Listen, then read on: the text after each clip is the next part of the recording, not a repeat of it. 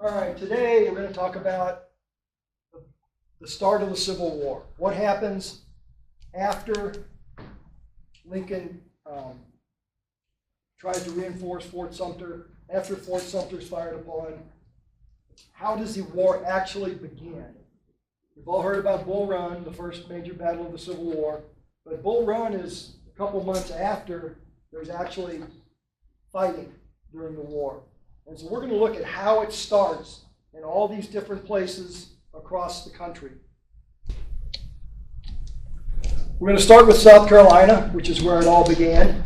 The three characters involved in the South Carolina story: Robert Anderson, who was commander of all U.S. troops in Charleston, which we'll see in a minute encompasses several forts; General Pierre Gustave Toutant Beauregard, who is commander of Confederate forces in and around Charleston; and then the governor of South Carolina, Francis Pickens, one of the famous Pickens family. So this is what Charleston Harbor looks like on the eve of the Civil War. Fort Sumter is the big fortification inside Charleston Harbor. Fort Moultrie on Sullivan's Island is the next most important fort. It's basically where most of the soldiers are stationed before the war. And then you have various other small batteries that have been created basically just to hold guns to fire and block off anything coming into Charleston Harbor.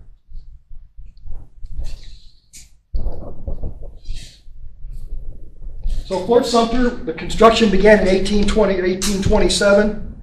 It was what was called one of the third series of coastal defenses.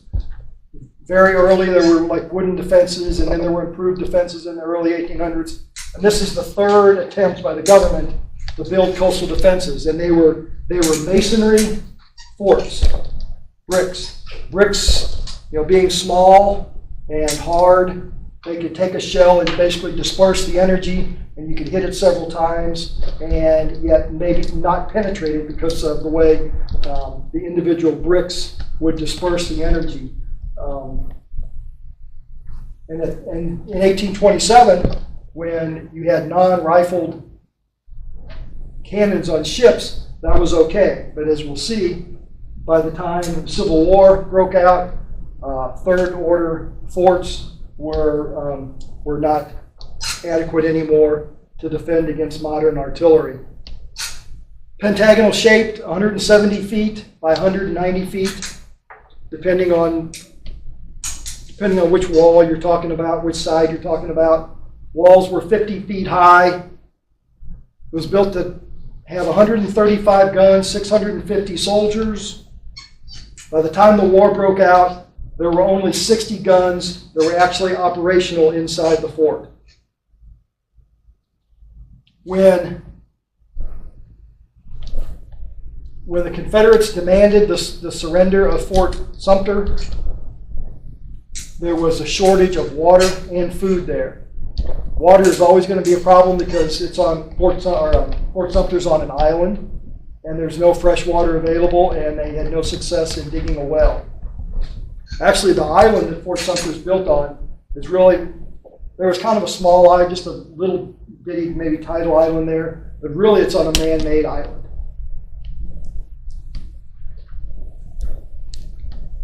So this is what it looked like on the inside. This is actually taken after the battle, but you can still see it has 3 rows. This is the officers' quarters. It has 3 rows of artillery. These are in barbette, meaning they fire over the top of the fort's walls. And then these 2 rows, the guns are in casements where they're just kind of sticking out of a hole in the wall, and they're better protected. So this is the armament that is inside all those forts that are surrounding Charleston Harbor.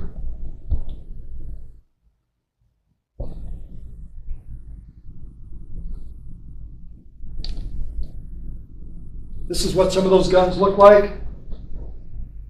10 inches, that's a big gun.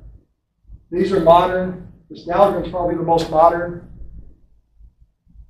And those are actually, a lot of them used on ships. They're actually naval, but the armies made them into siege weapons. 10-inch mortar, once again, a very, very, very large projectile. So South Carolina, as most of us know, secedes on December 20th, 1860. Shortly thereafter, they began demanding that the federal government return all property that they owned to the state. One of the tenets of states' rights was any property inside a state is owned by the state. South Carolina and a lot of other southern states, when they seceded, began to seize federal property on their own. Here in Missouri, that happened over in Liberty before the state even attempted to secede. Pro-Southern militia seized the armory there. So it's happening all across the South. Some of the time, once again, some of the time, even before the states pass an ordinance of secession. Now, most of the troops were at Fort Moultrie. The Union troops were at Fort Moultrie because Fort Sumter is not really finished. They're working on it.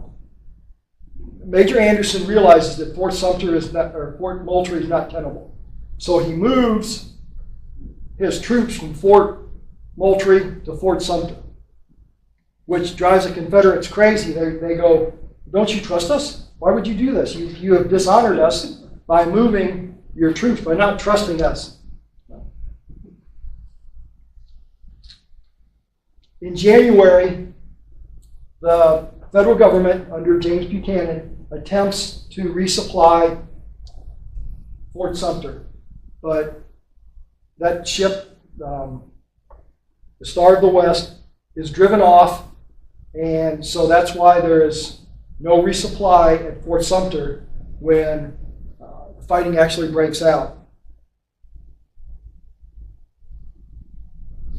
We've got a little blurb on here about being isolated. You saw that previous slide.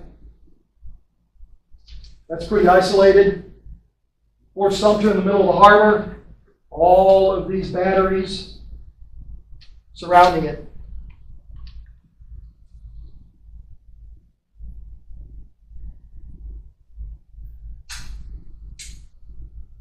The South Carolina government gives Major Anderson an ultimatum. You either surrender or we are going to begin firing on you and reduce the fort. This is on April 12th. He's given the ultimatum. Anderson refuses. So beginning at 2:30 on the morning of April 13th, the Confederates begin shelling Fort Sumter. There are no deaths during the bombardment itself, which lasts about 30 hours. The only casualty takes place when Major Anderson, after the fighting is over, wants to have a salute to his men for standing and defending the fort. So while they're firing off like a 24-gun salute, a gun explodes and kills 2 people. So they are technically the first people who died in the war, but they were not as a result of combat. Because of this, because of the firing on Fort Sumter, President Lincoln calls for 75,000 volunteers for 90 days to suppress the rebellion. 7 states have already seceded. Once Lincoln makes that call for 75,000 troops, four more states go out of the Union. And that'll be important when we start talking about some of these other states. And this is what it looks like. Oops. And this is what it looks like after the battle. Most of the fort. And nobody died. Nobody died. Where were they hiding? Most of them went into a bomb-proof shelter. Okay. Now, the Federals did return fire. But they didn't have a lot of guns facing where they needed them to hit the bad guys. From their perspective, the bad guys. But, and it was very dangerous. Because the only guns that were able to be fired were the guns that were firing in barbette on the top. So the gunners are there exposed instead of down in the casements where they're more protected. But nobody was killed. Wasn't Fort Sumter kind of designed to protect the harbor from a naval assault? So Yes. The big guns were trained out more toward the Yes. ocean side, and never in a million years I think they would take fire from the supporting Right. forts. And I'll show you. I hope I've got that picture. I don't have that picture in there. Oh, what prompted me to do this was last summer, for the first time ever, I went to South Carolina.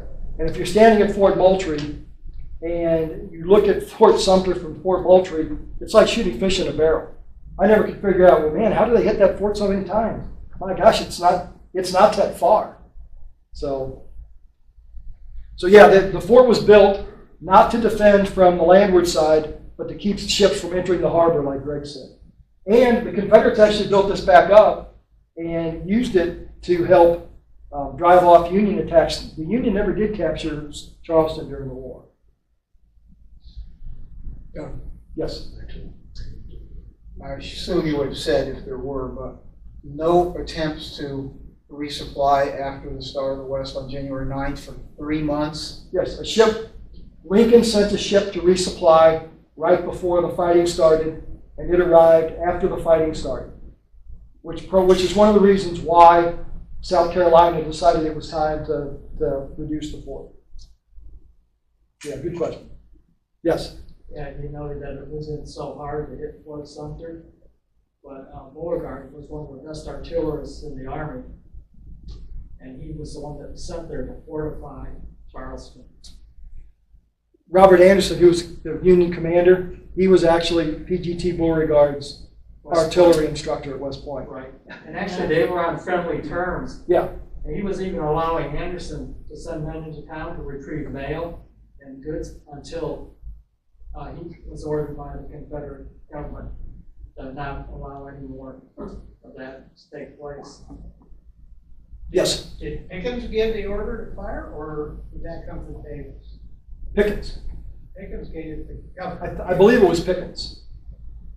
I'm not 100% sure, but I believe so. So the governor actually. You know, I'm kind of rethinking that. I don't remember now. That'd have to be something. I think he was told that anytime he wanted to, because what Lincoln was trying to do was get the Confederates to shoot first, so that way he just called the truce up. Well, Lincoln was hoping that they wouldn't, hoping it would all go away. Yeah, I know. But that's the way it kind of ended up, that they fired first. Yes. If I remember correctly, Beauregard was given orders not to allow the fort to be resupplied and to do whatever he had to Yes. stop it. Yeah, they were And adamant. that was that from the- the Confederate government. Yeah, they were adamant that the fort was not going to be resupplied.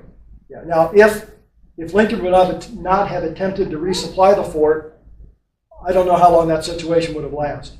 It was really a pain in the neck to the Confederates. It was really dishonoring for them to have that fort, that federal fort, in the state when they considered it their property.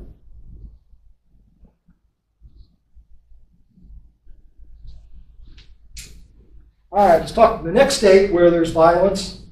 Now, so this first state is main force on main force. Next state we're going to talk about is Maryland. So Lincoln calls for 75,000 volunteers that we just talked about. April 15th, the day after Sumter surrenders on the 14th, and Lincoln issues his call on the 15th for 75,000 volunteers.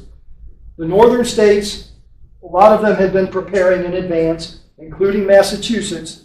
They began to rush troops to the capital right away because Lincoln feared, the administration feared, that the Confederates might attack Washington in an attempt to end the war. The 6th Massachusetts is organized and is just kind of sitting around. They get the orders on the 16th, the same day Lincoln issues the orders, the 15th, and then the next day they actually depart. There are Pennsylvania troops that have already moved through this, and then go to this next slide. So they leave up here from Lowell, Massachusetts. That's where they're organized. They march to Boston. And then this is the route that's going to take them through New York and Albany, New York, and Philadelphia, and down into Baltimore, and then eventually into Washington. And they marched all that way? No, Oh. they marched from Lowell Train across. to Boston, Train. and then they took the train the Good rest train, of the way. okay. Yeah.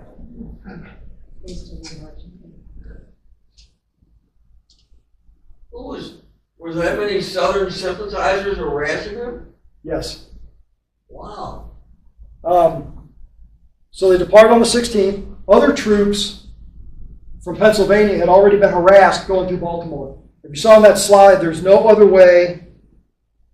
There's no other way to get to Washington except to go through Baltimore, regardless of what railroad you're on. Unless you take this, well, that's the Potomac River right there. So there's no other way to get to Washington by train from the north except by going through Baltimore. So Pennsylvania troops have already been harassed, but the commander, when he went through Baltimore, did not notify oncoming troops that he knew were coming that there had been a problem in Baltimore. So these Massachusetts guys did not know there was an issue until they actually arrived in Baltimore. So the 6th Massachusetts arrives 10 in the morning. They leave Philadelphia in the wee hours, arrive in Baltimore at 10 in the morning. Another problem is, I think we talked about this when we talked about logistics in the Civil War. Southern railroads do not meet in towns. There are laws in southern towns, Teamsters are the ones that kind of drove this, that railroads can't go through towns. So there's a terminal and a terminal, and you have to go on foot in between. What they had in Baltimore was trains, basically train cars pulled by horses. So you'd unload at one station, get in this car, you were pulled by horses, get out, get on the train, and proceed down the road. In Baltimore, it's 1.2 miles from the two separate railroads. And they're two separate railroads. They're not the same railroad company. You know, I wonder, Doug, and if you're going to talk about this, stop me. But you know, Lincoln had gone through Baltimore under cover of night, and the newspapers just crucified him for it. Right? They did a cartoon of him in a shawl and all this.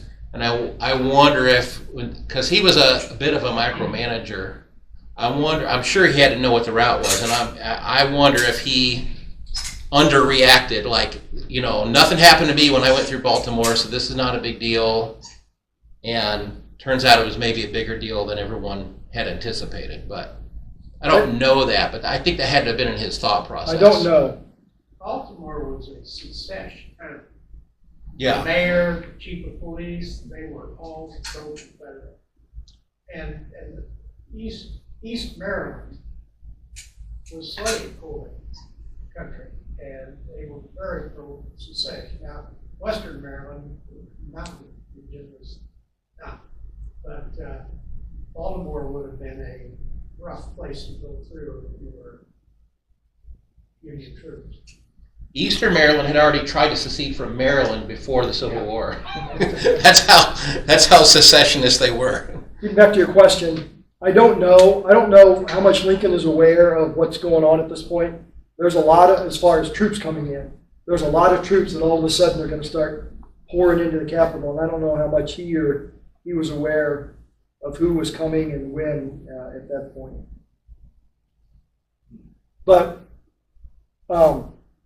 like you said, Baltimore is a very, very secessionist city. So gangs had already been created that were hassling Union troops moving through town. So they had been notified that this train of Union troops was coming. So not long after the train of troops got there into Baltimore, the first station, they began assembling to riot, the local thugs.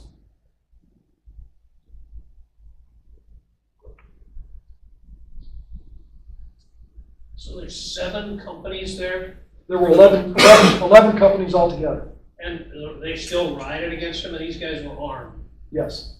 Okay. So the first 7 companies get out of the train. There's enough room for them to load into the horse-drawn cars, and they make it, after being hassled a little bit, but they make it successfully.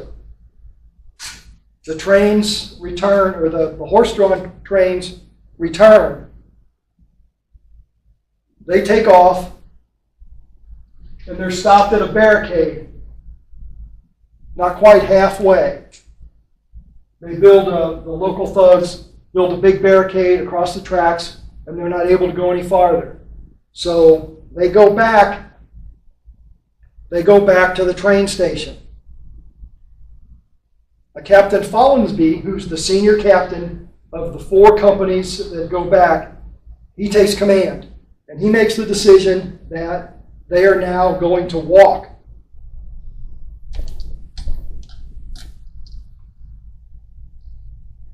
Rioters attack them on a bridge. They just, maybe a fourth of the way, they partially destroy this bridge, and so the rioters are now pelting them with rocks and sticks, and there's hand-to-hand fighting, and it's just a big mess, and they can't go anywhere.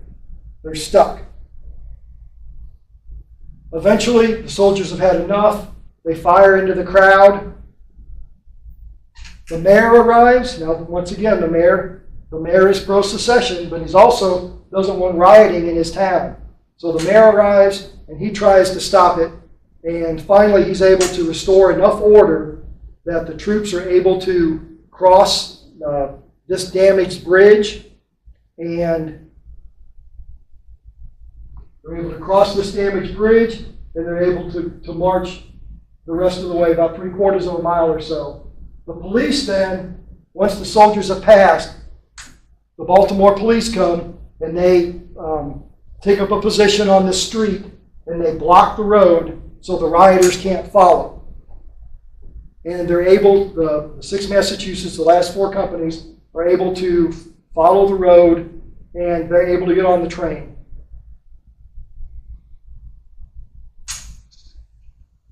This is a drawing of what probably looks something similar to that. So they arrived, basically, so they got all on the train then, and they arrived in the late afternoon. They were the first troops to enter Washington. Like I said, Pennsylvania troops came in earlier, but they didn't actually go to Washington. So these are the first guys to answer the call. 4 soldiers were killed in the riot. This guy right here, Luther Ladd, was killed very early in the fighting at the bridge, and he is regarded as the first person to die in the Civil War. He was 17 years old. So they were firing guns at each other? Yes. Wow, okay. I thought it was, Now they were just passing through. No, there weren't obviously as many guns as the soldiers had, but there were a few people that had guns. Yes. Yeah. Very reminiscent of the Camp Jackson affair in my mind.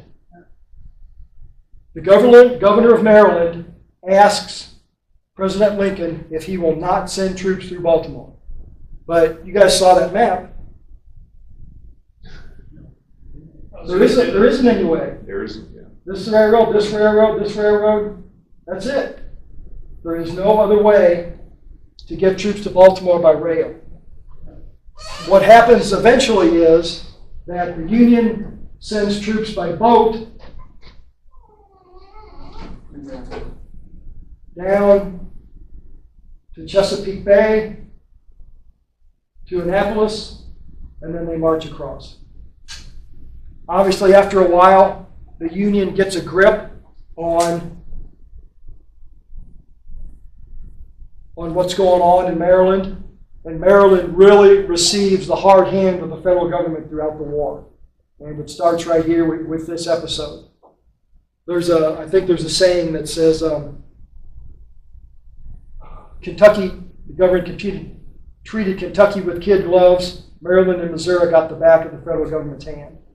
And for them, it starts right here because of the rioting that goes on. If I may, Yes. we're so used to instantaneous news. So Luther Ladd was killed on April 18th, 1861. That was reported in Harper's Weekly on June 1st, 6 weeks later. 6 weeks. It's a long time. So here we are back in our home state. Once again, Abraham Lincoln issues a call for troops.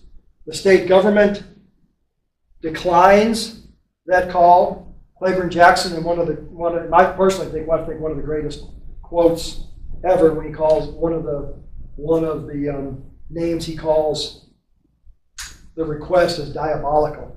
When you can use diabolical in a sentence, you're a wordsmith. So the commander here, General Harney, William Harney, Lyon asks him, this is Nathaniel Lyon, by the way. Most people probably know him. He asks if the federal government can fill the state's quota using the 10 companies of German volunteers that Lyon has already organized. General Harney won't fill the state's quota. General Harney then, due to Lyon's maneuverings and those of other folks in St. Louis, convinced General Winfield Scott to call Harney back and to kind of discuss what Harney's doing here. Harney's role has kind of become, he's a Southerner. A lot of people in the federal government are suspicious that this guy is too pro-Southern. So he goes back to Washington to talk to General Scott to explain what he's doing here. And while he's gone, Lyon fills that quota. They actually recruit 5 companies into the volunteer service, and 5 companies are created to the United States Reserve Corps.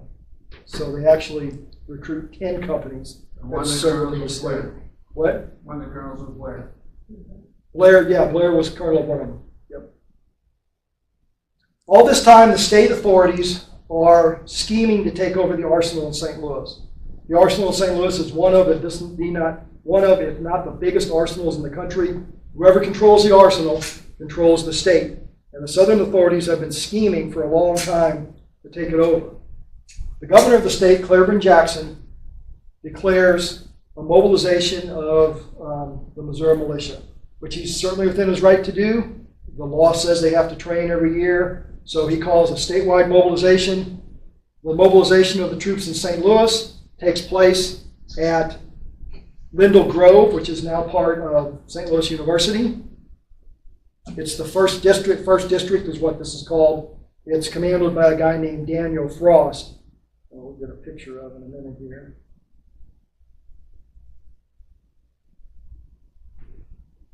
And Lyon decides he's going to capture it. He doesn't want, even though that's a perfectly legal encampment, Lyon, but it's pro-secession, even though they haven't declared for the Confederacy, everybody knows it's pro-secession. So Lyon decides he's going to capture it. There's about 600 men in Camp Jackson. Lyon has really taken over control of the St. Louis arsenal, so he has the troops in the arsenal, plus the 10,000 Germans that he has armed and recruited. But he's going to go capture the 600 men at Camp Jackson. So if you know your St. Louis streets, here's Olive. This is Grand. Oops, that's not Grand. Other way. Where's Grand? Way left. Okay, Grand. Okay, there's Grand and Olive. So St. Louis U is all around in here. The church is on the corner of Grand and Olive. This corner. I think Laclede Avenue is where Highway 40 runs today-ish. Yeah. So that's where Camp Jackson was. Here's a picture of Camp Jackson, an actual picture of the troops, the state militia training at Camp Jackson, and that's Daniel Frost. He's a prominent member of the city. The first district that he's the commander of the St. Louis area. That's really been the governor's go-to force if he needs a state militia activated. They had just gotten back from the western part of the state. They had been patrolling the border for a number of months to stop incursions from Kansas. So a lot of these guys had seen active service just the year prior. So Lyon decides he's going to capture the fort, or capture the camp. So this is his plan. Here's the arsenal. Of course, the brewery, the modern brewery, is right over here. So his plan is to attack it from about 7 different directions, to isolate the camp and then capture it. So it goes pretty well. I should say it should go well. The plan, they've got 10,000 folks that they could use. They don't use quite all of them, but they use several thousand. And once again, the plan is to attack from several directions. There's no secrets in St. Louis. There are spies running around everywhere. So General Frost learns that Lyon's plan is to capture the fort. He sends his second in command, Colonel John S. Bowen, regular Army officer, New Grant, later commanded the Missouri Brigade in Mississippi. He sends him to talk to Lyon and try and say, look, the camp is scheduled to close. The training is over the next day, so everybody's going to go home. So we're not a threat. Why are you trying to attack us? But Lyon refuses to see Bowen. The obvious happens. He marches several thousand men to Camp Jackson. He captures it. Frost surrenders without a fight. Instead of just dispersing the men or taking a parole or something like that, Lyon decides he's going to march them back to the arsenal to parole them through the streets of St. Louis. So they take off. They're marching through the streets. Lyon is kicked in the head by a horse and stunned. And he's basically out of action for a little while. When that happens, nobody takes command. The column stops. And they just stand in the street. And St. Louis, by and large, is a pro-Union city, but where you're a little bit kind of on the north side when you're at Camp Jackson. And so there's more Confederate support in the Irish, English neighborhood to the north than there was more in the German area to the south. So a crowd begins to gather. They begin cursing at the soldiers, yelling at them. And eventually a shot rings out. The soldiers are completely undisciplined, and they fire into the crowd. And then there's fighting and firing going on back and forth. When it's over, 28 civilians are dead, 3 militiamen, and several of the Federals are also killed. Riots erupt all over the city that day. Lyon declares martial law. The very next day, a regiment of United States Reserve Corps, where Loy's grandpa was in, is marching up. What's that? Great. Marching up Broadway, like past Busch Stadium. They get to just past Ballpark Village. There's a motel there, cross street there. There was a Presbyterian church. They're attacked right there, and there's more fighting takes on there. General Harney returns that day on the 11th, the next day. You can imagine him getting off the train, and him and Lyon are not friends anyway. And he's probably... So Harney tries to restore order. Also on the 11th, the state legislature has been struggling to try and pass a military bill since January. The governor and the southern elite have tried to take the state out of the Union in January and February, and they wanted to pass a military bill to help that effort. However, after the state convention met and basically voted not to secede, that effort fell apart. All it took was a riot at Camp Jackson, and in one day they passed a military bill, which created the Missouri State Guard, which goes on to do amazing things. And Sterling Price is named commander by Governor Jackson of the State Guard with the rank of Major General. The state begins to mobilize. Militia units from across the state begin to travel to Jeff City and begin to create a pro-Southern State Guard. A couple weeks after this, General Price meets with General Harney in St. Louis, and they reach what's called the Price-Harney Agreement, where General Harney will maintain control in St. Louis, but not go outside of St. Louis, and the state authorities will stop mobilizing and control what's going on in outstate Missouri. That's a terrible, if you are a unionist, that's a terrible idea. Because the state is still mobilizing. Southern sympathizers are still harassing unionists. It's a dumb plan. So Frank Blair, the politician from St. Louis, and General Lyon once again bombard Washington, D.C., and General Harney is finally relieved, and Nathaniel Lyon takes command. Then General Price and Governor Jackson have a meeting at the Planter's House, just north of where the old courthouse is today in St. Louis, with Frank Blair and General Lyon, and it's called the Planter's House Conference, where they try and hammer out an agreement. There is no agreement. Jackson will not give any ground in insisting that the federal government has no right to do anything in the state against what the state government wants. Lyon says that the state has no control of what the federal government does anywhere, and it breaks up, and Lyon basically declares war on the state, which it ends up as the Battle of Wilson's Creek 2 months later. Yes? I think it was at the first riot, the first day, but I read somewhere that William Tecumseh Sherman and his son were bystanders and had to hide in a ditch.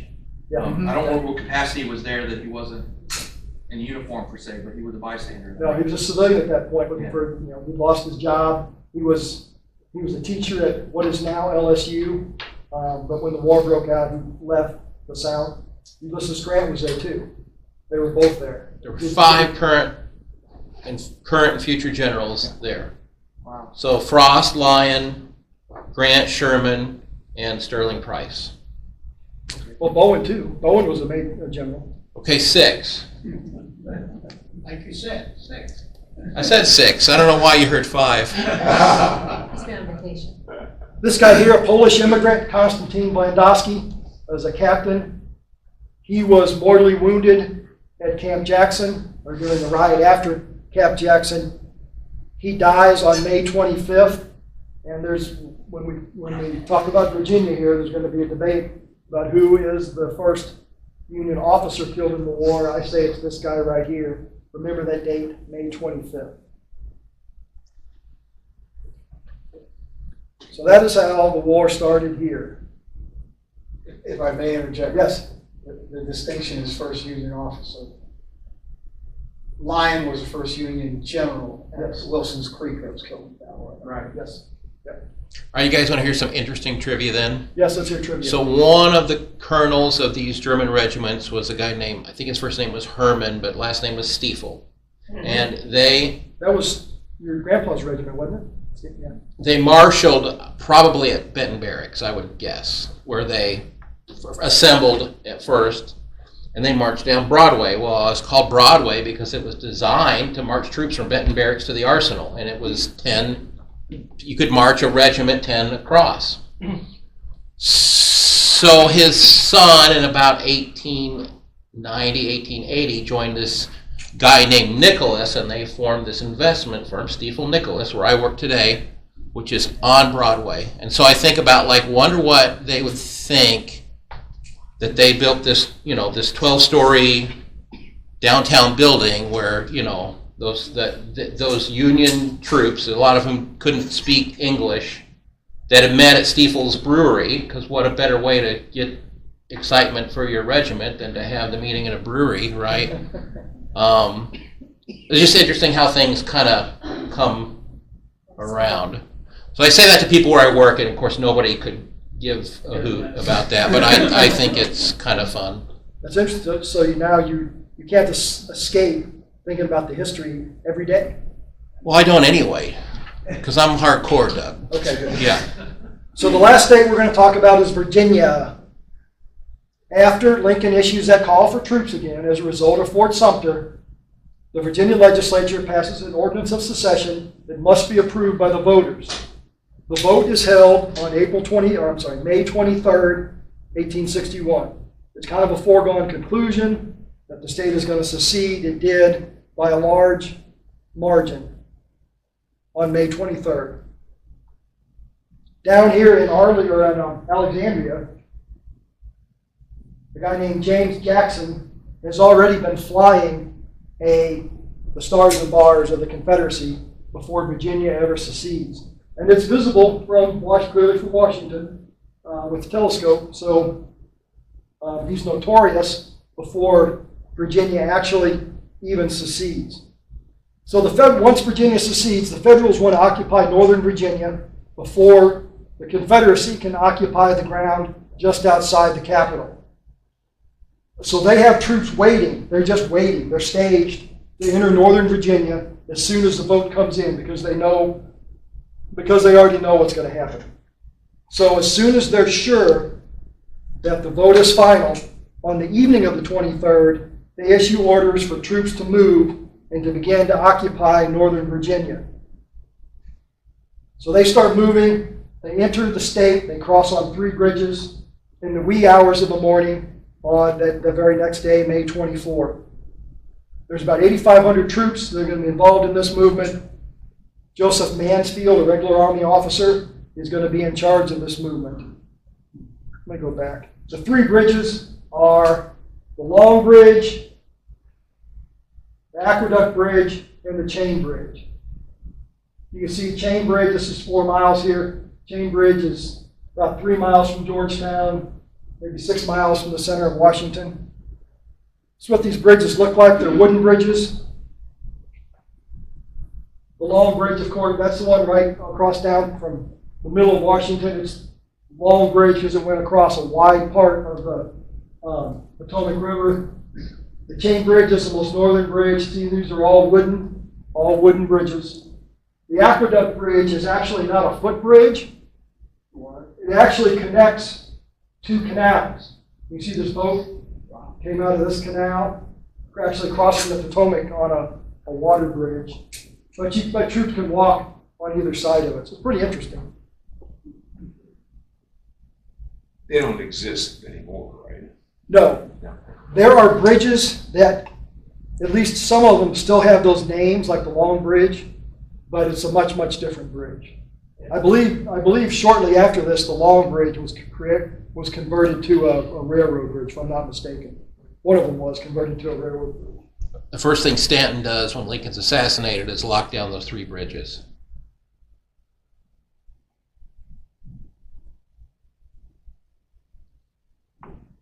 So there are Confederate troops, a few of them, stationed here on the other side of the Potomac in northern Virginia, about 500 under command of a Colonel George Tarrant, who is he was a Marine officer, Marine major before the war, who joined the Confederacy as an Army colonel. After crossing on the Long Bridge, the 1st Michigan Infantry and the 3rd U.S. Artillery are dispatched down to Alexandria, the biggest town in that part of northern Virginia, to build a fort and to secure the town. At the same time, there are 3 ships launched from Washington that go down the Potomac, and their job is to assist. They carried 11 New York infantry under Elmer Ellsworth, who was a clerk in the law office of Abraham Lincoln in Springfield prior to the war. He's a young guy, up-and-comer, was from New York originally, went back, raised a regiment, and was made a colonel. The Confederates observe Ellsworth's ship coming down here, so they know that there's troops on the way. So this is not a surprise. They've had scouts on the Potomac for a long time. However, the commander of the USS Pawnee, which is setting off here, Alexandria observing in the river, he decides that he is going to warn Alexandria that there's federal troops coming. Now, this is a Union naval officer. I mean, in my opinion, that's treason. What business is it of his? What the Army's doing? It's very loose, it's sedition. It's crazy why he would do that. But he sends one of his underlings, Lieutenant Rygert Lowry, into Alexandria to warn the Confederates. Lowry gets with Terry, and they come up with a plan where the Confederates will withdraw from Alexandria, but they won't surrender. There will be a truce during this time. Federal troops will not go into the city until the Confederates have gotten all their gear out and left the area.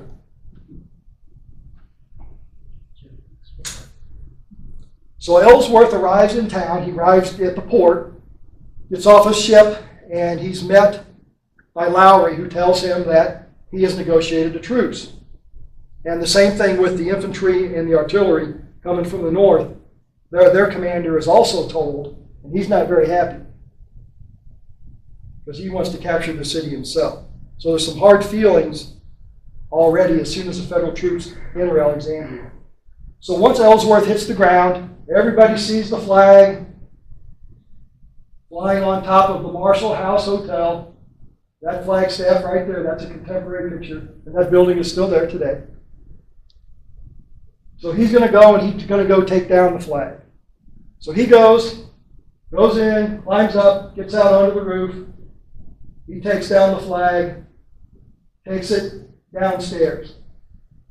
On his way downstairs, well, let me backtrack a minute. When he goes in, he runs into this guy. And Ellsworth wants to know who he is, and he says, I'm just a boarder here. So as Ellsworth is coming down, he runs into the same guy, except he's got a gun, and it is the owner. And he shoots Ellsworth and kills him.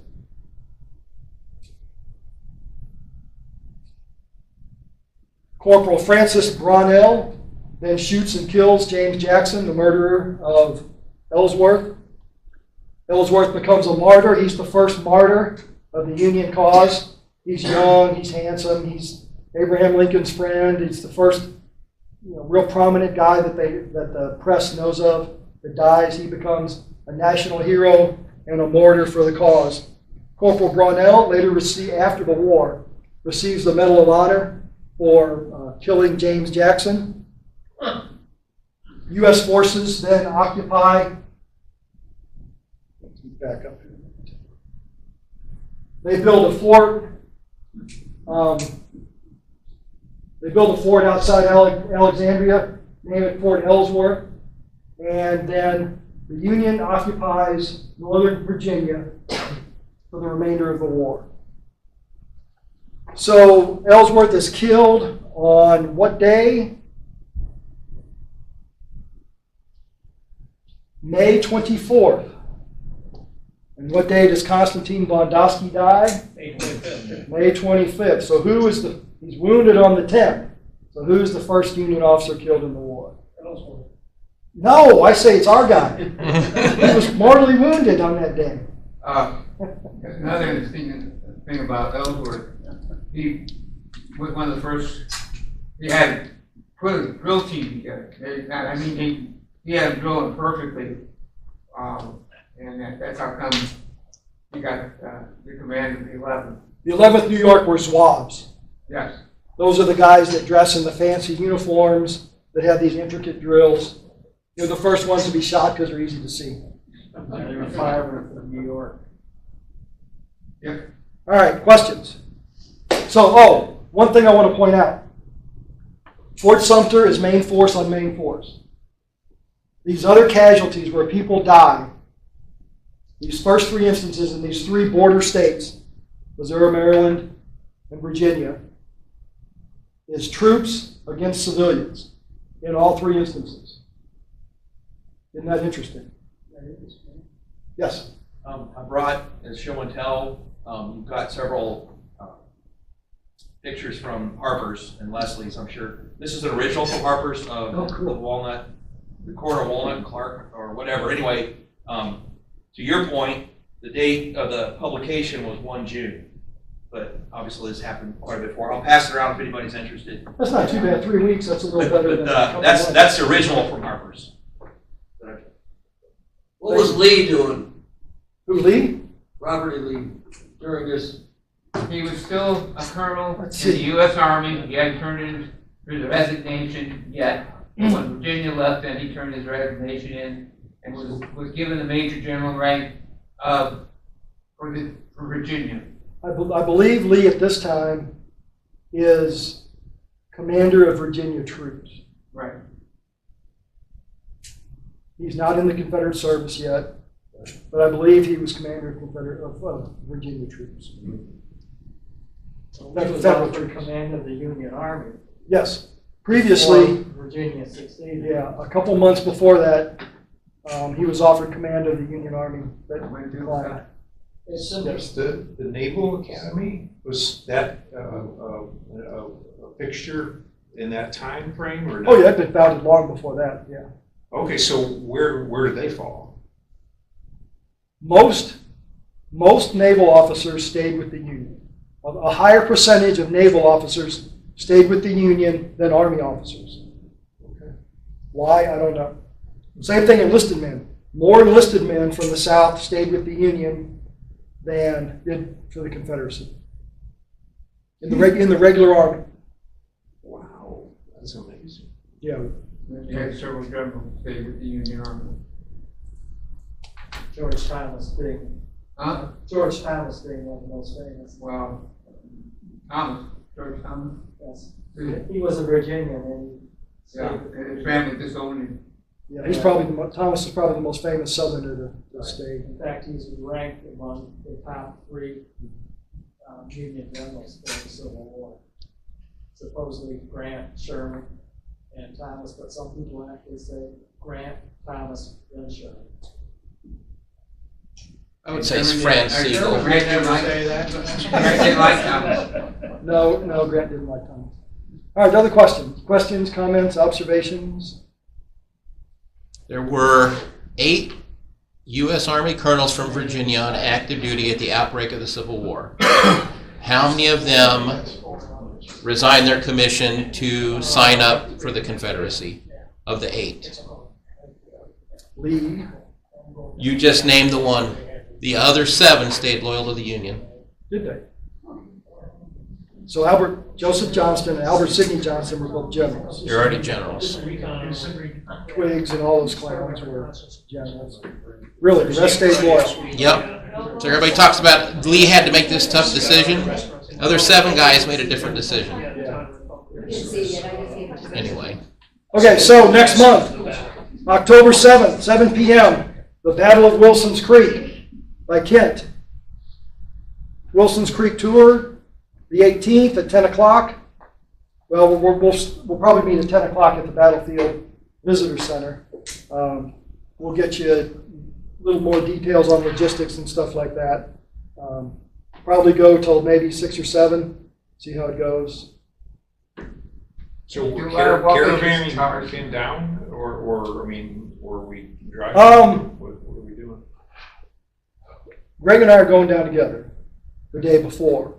Okay. So really, you're kind of responsible, unless you want to hook up with other folks, Well, just where's the rallying point then? the Battlefield, the Visitor Center. Okay. Okay. It's a cool battlefield. Like I said, I was there 5 or 6 years ago with my wife, and she wore me out walking all over that park.